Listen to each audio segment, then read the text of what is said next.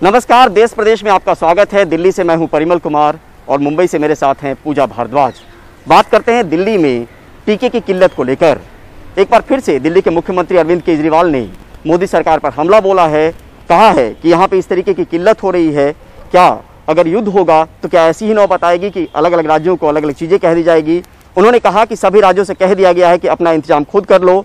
अगर पाकिस्तान से युद्ध किया तब भी केंद्र सरकार क्या यही कहेगी, यूपी वाले अपने टैंक खरीद लो, दिल्ली वाले अपने हथियार खरीद लें।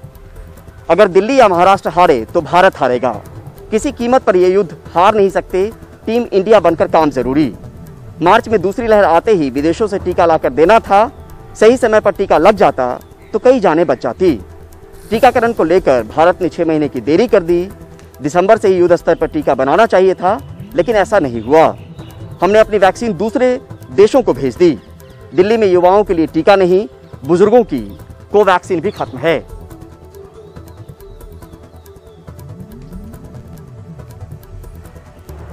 मार्च में दूसरी वेव शुरू हुई। हमें उसी वक्त दुनिया भर से वैक्सीन मंगवा के लोगों को लगा देनी चाहिए थी, अपने लोगों को लगवा देनी चाहिए थी। लेकिन उस वक्त सभी राज्यों को कह दिया गया कि आप अपना अपना देख लो, सभी राज्य अपना अपना इंतजाम कर लो। हम ये नहीं कह सकते कि सब राज्य सरकारें अपना अपना देख लें। कल को अगर पाकिस्तान भारत पे युद्ध करता है तो हम ये थोड़ी कहेंगे कि सारी राज्य सरकारें अपना अपना देख लें, यूपी वाले अपने टैंक खरीद लें, दिल्ली वाले अपने हथियार खरीद लें। ऐसे थोड़ी होता है। हम ये युद्ध किसी भी कीमत पे हार नहीं सकते। भारत ये युद्ध किसी भी कीमत पे हार नहीं सकता। जब पाकिस्तान से वास्तविक रूप में लड़ाई होती है, सर्जिकल स्ट्राइक होती है, उस समय भी आप कहां बकसते हैं हमें? उस समय भी आप राजनीति करने से कहां चूकते हैं? उस समय भी आप सबूत मांगते हैं। उस समय भी आप सर्जिकल स्ट्राइक पर, एयर स्ट्राइक पर विश्वास नहीं करते हैं। और आज भी जब देश कोरोना से लड़ रहा है तो आप इस युद्ध में भी राजनीति ढूंढ रहे हैं। आप नहीं चाहते हैं कि इस युद्ध को हम जीतें। गलती आपसे हुई है और गलती मानने से केजरीवाल जी कोई छोटा नहीं होता है। आप तो गलती मान लेते हैं, माफी भी मांगते हैं। मुझे लगता है आपको माफी मांगनी चाहिए। ऐसी परिस्थिति में राजनीति नहीं करनी चाहिए। और शरद शर्मा हमारे सहयोगी इस वक्त बने हुए हैं, ज्यादा जानकारी के लिए उनका रुख करते हैं। शरद, जिस तरह से केजरीवाल सवाल उठा रहे हैं, बड़ा मुद्दा उठा रहे हैं, लेकिन बीजेपी कह रही है कि वो राजनीति कर रहे हैं। जमीनी हकीकत क्या है? क्योंकि बीजेपी कह रही है 1.5 लाख से ज्यादा डोजेस दिल्ली के पास है।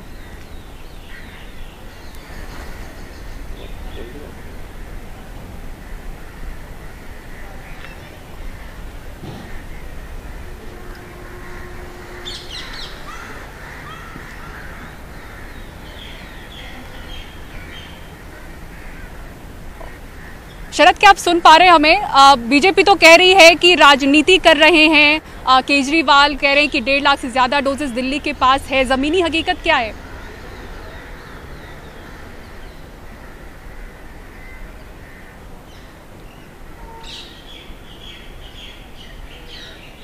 पत्रकारिता नहीं करेंगे तो क्या करेंगे? तो बात यह है कि अगर आप जमीनी हकीकत पूछ रहे हैं तो जो 1.5 लाख डोज की बात बीजेपी कह रही है वो असल में 45 की डोज है, यानी कि जो 45 साल से उम्र के ऊपर के लोग हैं उनकी डोज है, जिनका कोटा या जिनकी जिम्मेदारी केंद्र सरकार के ऊपर है और उनकी कोई ऐसी जबरदस्त किल्लत नहीं है उनकी वैक्सीन के लिए। हाँ, कोवैक्सीन जरूर दिल्ली में दिक्कत हो रही है 45 से ऊपर के लोगों के लिए, वो उपलब्ध नहीं है। लेकिन कोविशील्ड है, जिसकी वजह से 45 से ऊपर के जो टीकाकरण केंद्र हैं वो चल रहे हैं।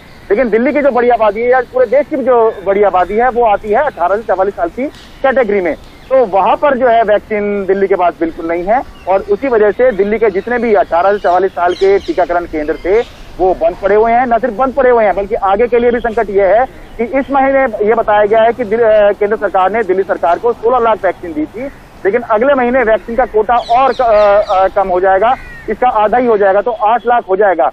तो संकट इसीलिए बड़ा हुआ है दिल्ली के अंदर। एक तो पहले ही अभी वैक्सीन नहीं है, जब आएगी भी अगले महीने तो भी वो ऐसी होगी कि कोवैक्सीन अगर आएगी तो बस केवल जिनको दूसरी डोज लगनी है बस उनको ही लग पाएगी, और बाकी कोविशील्ड भी ज्यादातर वही लोग लगाते दिखेंगे जिनको पहली डोज शायद लगवानी है। वैक्सीन अगले महीने के लिए भी फिलहाल यहाँ पर कोई खास अच्छा पूर्वानुमान नजर नहीं आ रहा है। जी, बहुत बहुत शुक्रिया शरद ये तमाम जानकारी के लिए। और अब बात करते हैं टीके से जुड़ी खबर ही यूपी के सिद्धार्थनगर की, जहां पे टीके के दो अलग अलग डोजेज 20 लोगों को लगा दिए गए। पहली डोज कोविशील्ड की लगी तो दूसरी डोज कोवैक्सीन की। और वहाँ के सीएम ने माना है कि ये गलती हुई है, लोगों की पहचान कर ली गई है, उनके खिलाफ कार्रवाई होगी। लेकिन वो लोग फिलहाल बहुत डरे हुए हैं जिनको दोनों डोजेज अलग अलग टीकों के लगा दिए हैं। कमाल खान की रिपोर्ट। राम सूरत खुश थे कि उन्हें कोविशील्ड वैक्सीन की एक डोज लग गई है, अब दूसरी लग जाएगी तो कोरोना से महफूज हो जाएंगे। लेकिन उन्हें क्या पता था कि दूसरी डोज उनके लिए नई मुसीबत लेके आएगी। दूसरी डोज में उन्हें कोवैक्सीन लगा दी गई। तो जब आप वहाँ गए वैक्सीन लगवाने के लिए तो उन लोगों ने देखा नहीं कि आपको पहले क्या लगा था? कुछ नहीं देखा ओखा, बिल्कुल कतई नहीं उन लोगों ने देखा। आशा दूसरे जगह खड़ी हुई थी और वो तो अपना बैठी हुई थी, संभाल करके बैठी हुई थी। अच्छा, आपको पता कैसे चला ये कि आपके साथ गलत हो गया? वो बाद में पता चला, जब उसका वैक्सीन खत्म हो गया तो उसने कहा कि यहाँ अब हमारे पास ये नहीं है, वैक्सीनें नहीं है, तो वहाँ से मंगाया गया वैक्सीन। तो वहाँ डॉक्टर ने बताया कि ये तो गलत हो गया, वहाँ लग गया दूसरा सुई, तब हम लोग जान पाए। राम सूरत भले अंदर से ठीक हों, लेकिन इस कांड से उनके अंदर दहशत पैदा हो गई है। पूरे वक्त उन्हें लगता रहता है कि उनके शरीर में कुछ हो रहा है। कोवैक्सीन लगा दिया, लगाना चाहिए, ये कोविशील्ड लगाना चाहिए। तो अभी तो भी अंदर वो बना हुआ शरीर के अंदर है कि कुछ न कुछ जरूर हो न जाए। सिद्धार्थनगर के सीएमओ मानते हैं कि गलती हुई है और दोषियों के खिलाफ कार्रवाई भी होगी। 20 लोगों को कोविशील्ड पहला डोज दिया गया, बाद में उनको कोवैक्सीन लगा दिया गया, तो ये चूक नहीं है सर? ये चूक तो है, क्योंकि गवर्नमेंट ऑफ इंडिया का अभी कोई मिनिस्ट्री ऑफ हेल्थ की कोई ऐसी गाइडलाइन नहीं है कि कॉकटेल लगे, जिसको जो पहला डोज लगना उसी को दूसरा डोज लगना। ये चूक तो है, जिसके लिए हमने इंक्वायरी ऑर्डर की थी और हमारे वरिष्ठ चिकित्सक लोग जाकर उनको इंक्वायरी की, उन्होंने अपनी रिपोर्ट दे दी है।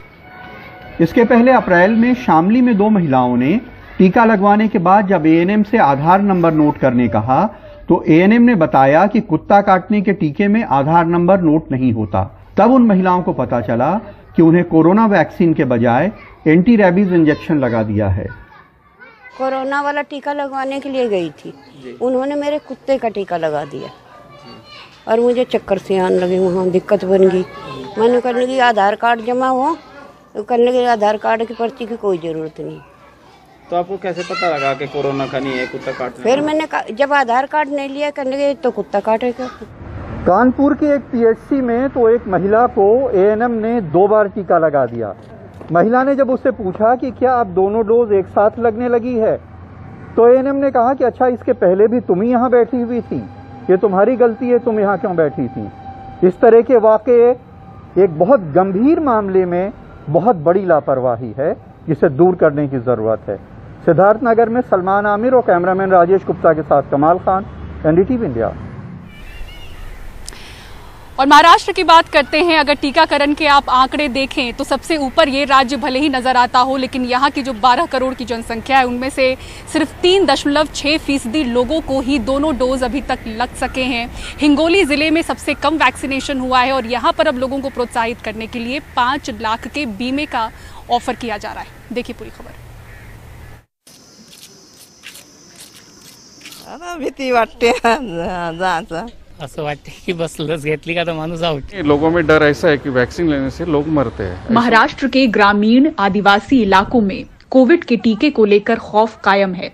अब इससे निपटने के लिए नए नए उपाय तलाशे जा रहे हैं। हिंगोली की ग्राम पंचायत अंजनवाड़ा टीका लगवाने वाले और कोविड टेस्ट करवाने वालों को अपने फंड से 5 लाख के बीमा का ऑफर दे रही है। हिंगोली जिले में सबसे कम सिर्फ 2.29% लोगों को ही टीके की दोनों डोज लग पाई है।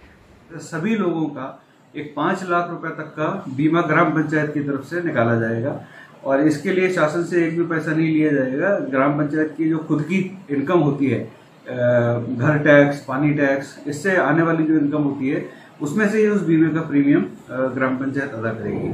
तो ये एक बहुत ही एक सुंदर, बहुत ही अनुकरण करने ऐसा एक उपक्रम है और मैं इसको पूरे जिले के अंदर सारी ग्राम पंचायत में इसकी पुनरावृत्ति करने की कोशिश कर रहा हूँ। जो ग्राम पंचायत तैयार होगी, जो अपने खुद के फंड से ऐसे लोगों का बीमा निकालने को तैयार होगी, उस ग्राम पंचायत में ये उपक्रम शुरू किया जाएगा। इस ऑफर के बाद कुछ ग्रामीण कोविड टेस्ट कराने पहुंचे। कहते हैं आगे टीका भी लगवा लेंगे। हमारे जो भी ग्राम पंचायत के सरपंच साहब है उन्होंने इस टेस्ट के लिए हमें प्रोत्साहित किया है, इसलिए हमें हमारे दिल में का जो डर है वो पूरा निकल गया है। अब आगे आप टीका भी ले लेंगे? जी बिल्कुल। हर आदमी का बीमा पॉलिसी उतराया है और ये बात सब लोगों के ख्याल में है और लोग भी आ रहे हैं, वैक्सीन ले रहे हैं और टेस्ट भी कर रहे हैं। इसी तरह नासिक के आदिवासी बहुल कलवन इलाके से विधायक नितिन पवार ने घोषणा की है कि वो अपने फंड से 15 लाख रुपए उन ग्राम पंचायतों को देंगे जिनकी जागरूकता से उनके इलाके में पूरी तरह से टीकाकरण हुआ हो। उनके मन में अंधश्रद्धा ऐसी है कि वैक्सीन लेने से लोग मरते हैं, तो मैंने उस ग्राम पंचायती के सरपंच जो बॉडी के मेंबर उनको आह्वान किया कि आप लोगों को वैक्सीन करने को बोलिए और मैं शासन की तरफ से जो हमें निधि उपलब्ध होती है मैं वो ग्राम पंचायत को 15 लाख निधि देने की व्यवस्था करूंगा। यानी लोग थोड़े सरपंच की वजह से मोटिवेट हो गए। लोगों में डर ऐसा है कि वैक्सीन लेने से लोग मरते हैं, ऐसा उनमें वो एक डर फैला हुआ है और वो जड़ी बूटी का सहारा लेते हैं अगर वो बीमार गिरे तो इसलिए मैंने उनको आह्वान किया है। चंद्रपुर जिले की बल्लारपुर तहसील के कोविड हॉटस्पॉट रहे गांवों में भी लोग किसी हाल में टीका लगवाने को राजी नहीं। अपन सगळं व्यवस्थित आहे। डर लगता है, ऐसे ही डर लगता है, टीका नहीं लगाना है। कारण यही है कि हम सब स्वस्थ हैं। मुझे नहीं लगता कि टीका लगाना चाहिए। अफवाहें तो बहुत हैं कि टीका लगाने से आदमी मर जाता है, इसलिए हम घर में ही सुरक्षित हैं। हमें टीके की जरूरत नहीं है। कशाचीच गरज नाही मला असं वाटते बस। 25 मई तक करीब 12 करोड़ जनसंख्या वाले महाराष्ट्र में सिर्फ 44,28,239 यानी कि 3.69% लोगों को ही टीके की दोनों डोज लग पाई है। अब टीके को लेकर तरह तरह के ऑफर से देखना होगा कि हालात कितने बदलते हैं, लेकिन असली चुनौती कई जगह लोगों का डर दूर करने की है। हिंगोली से कन्हैया खंडेलवाल, नासिक से किशोर बेलसरे के साथ मुंबई से पूजा भारद्वाज, एनडीटीवी इंडिया। जब मामले बढ़ते हैं तो कोरोना का कचरा भी बढ़ता है, चाहे वो घरों से निकलने वाला कचरा हो, चाहे अस्पतालों से निकलने वाला। हम बात कर रहे हैं कोविड मेडिकल वेस्ट की, लेकिन अस्पताल से लेकर जिनके घर में मरीज हैं उनको ख्याल रखना बहुत ज़रूरी है, क्योंकि अगर इधर उधर फेंकने की लापरवाही की तो ये खतरे को न्योता दे सकती है और इसको लेकर बाकायदा सीपीसीबी ने गाइडलाइन बना रखी है। ये कोरोना का कचरा है, मामले बढ़े तो इस कचरे का बोझ भी बढ़ा। पीले रंग के बैग में डला ये कचरा अस्पताल और घरों से प्लांट में पहुंचता है, जहां भारी भरकम मशीनों के जरिए इसको जलाया जाता है। कचरे के प्लांट तक पहुंचने का सफर यूं ही नहीं तय होता। घर से निकलने वाले कोरोना के कचरे के उठाने की जिम्मेदारी लोकल बॉडीज की होती है। फिर अस्पतालों और घरों से जमा किए कचरे को अलग अलग जगहों पर इकट्ठा किया जाता है और फिर तौलने के बाद प्लांट तक पहुंचाया जाता है। पूरा जिस हिसाब से बढ़ जाता है तो समझ लो मरीज बढ़ गया है। जैसे अब मई के महीने में और अप्रैल के महीने में कुछ ज़्यादा कूड़ा आ गया, कभी 70 किलो आ रहा है, कभी 75 किलो आ रहा है, कभी 100 किलो भी आ रहा है, 200 किलो भी आया है। और अब जो है कम होता चला जा रहा है। आज की डेट में, कल की डेट में 30-32 किलो कूड़ा था, उससे पहले 9 किलो कूड़ा था। तो इससे पता चल जाता है कि हाँ भाई अब पेशेंट थोड़ा कम होता चला रहा है। इसको लेकर केंद्रीय प्रदूषण नियंत्रण बोर्ड ने पिछले साल गाइडलाइन बनाई और इसको 4 बार अपडेट भी किया गया है। कोरोना के मामले आने के बाद से अब तक 38,680 मीट्रिक टन से ज्यादा कोविड मेडिकल वेस्ट पूरे देश से निकला है। इसमें सिर्फ इस साल मार्च से अब तक पूरे देश में 10,060 मीट्रिक टन कोरोना का मेडिकल वेस्ट निकला। इस साल फरवरी में जहां रोजाना औसतन 53 मीट्रिक टन ये कचरा निकलता था, वहीं मई के महीने में ये बढ़कर रोजाना 226 मीट्रिक टन जा पहुंचा। पहली लहर में कम मामले आने के बावजूद ये मात्रा ज्यादा थी, क्योंकि लोग इसमें बचा हुआ खाना भी शामिल कर रहे थे। इस कचरे के मामले में अव्वल महाराष्ट्र, केरल, आंध्र प्रदेश, कर्नाटक, तमिलनाडु, गुजरात, दिल्ली, हरियाणा, यूपी और राजस्थान हैं। We are monitoring the data. हम डेटा पर निगाह रखे हुए हैं। कोविड-19 का रोजाना कितना कचरा निकल रहा है, इसको एक ट्रैकिंग ऐप के जरिए देखते हैं। इसका नाम है कोविड-19 BMW ट्रैकिंग ऐप। ये ऐप देश के 7200 वेस्ट जनरेटर्स इस्तेमाल कर रहे हैं। रोजाना इसमें आंकड़े चढ़ाए जाते हैं और हम इसकी निगरानी करते हैं। Waste generation. Biotic waste limited company के पास दिल्ली के 5 जिले हैं। 20 रुपए किलो के हिसाब से दर है, पर समय से पैसा भी नहीं मिलता। छोटे छोटे एरिया में जाकर के बायो मेडिकल वेस्ट उठाना और उसको साइट तक पहुंचाना, उसको निस्तांतरित करना, ये एक बड़ी चुनौती थी। उसके लिए हमने कोविड हेल्पलाइन जारी की 1800-800-8527। चिंता और चुनौती के बीच बात जिम्मेदारी और जवाबदेही की भी है, जो सरकार से लेकर आम लोगों पर भी लागू होती है। नई दिल्ली से Parimal Kumar, NDTV India. Break के बाद देश प्रदेश में आपका स्वागत है। अब बात करते हैं किसान आंदोलन की। कृषि कानूनों के खिलाफ किसान दिल्ली के बॉर्डर पर जो आंदोलन कर रहे हैं, 6 महीने उसे बीत चुके हैं। ये जो किसान हैं वो कोरोना की मार, मौसम की मार और सरकार की बेरुखी झेल रहे हैं। बिना शर्त ये बात करने को तैयार हैं, लेकिन 22 जनवरी के बाद से सरकार ने इनसे कोई बात नहीं कही है। अब 6 महीने जब बीत चुके हैं आंदोलन को, तो ये किसान क्या सोच रहे हैं, इस पर रविश रंजन शुक्ला की एक ग्राउंड रिपोर्ट देखिए। 26 नवंबर 2020 से दिल्ली के बॉर्डर पर कड़कड़ाती ठंड से शुरू हुआ किसान आंदोलन अब चिलचिलाती गर्मी में भी चल रहा है, उसी जज्बे और गुस्से के साथ। कोरोना महामारी के दूसरे लॉकडाउन में गुरुवार को आज किसानों ने देश भर में अलग अलग जगह काला दिवस मनाया। 6 महीने यहाँ पे हो गए, सरकार नहीं सुन रही, तो काले झंडे तो हाथ में लेंगे। पूरे देश का किसान काले झंडे आज ले रहा है, अपने घरों पर लगाएगा, अपने ट्रैक्टर पर लगाएगा, अपनी गाड़ियों पर लगाएगा, अपने हाथ में रखेगा झंडा। कोरोना की बात कोई नहीं है, सरकार की चाल है। ये किसान आंदोलन को बखेरने के लिए, बखारने के लिए, खंडाने पिटाने के लिए सरकार की साजिश है। लेकिन मौसम और हालात भले ही बदले हों, किसान संगठनों की 3 कृषि कानून को रद्द करने की मांग नहीं बदली है। जगजीत सिंह हमें दिखाते हैं कि 25 जनवरी को यहाँ 10,000 लोग रुके थे, लेकिन अब इक्का दुक्का ही रह गए हैं। यहाँ लंगर और रहने का इंतजाम देखने वाले कुलदीप सिंह और उनके दोस्त बताते हैं कि पहले करीब 2 लाख रुपए रोज का राशन आता था, जो अब घटकर 25,000 रुपए रह गया है, मगर लोगों का मनोबल टूटा नहीं है। सोचते तो यही है भाई, जितनी देर सरकार जो है ऑर्डिनेंस जो विड्रॉ नहीं करेगी, उतनी देर हम वापस नहीं जाएंगे। महामारी तो चल रही है जी, तो ये हम पीछे हट जाएंगे तो कुछ पल्ले नहीं पड़ेगा।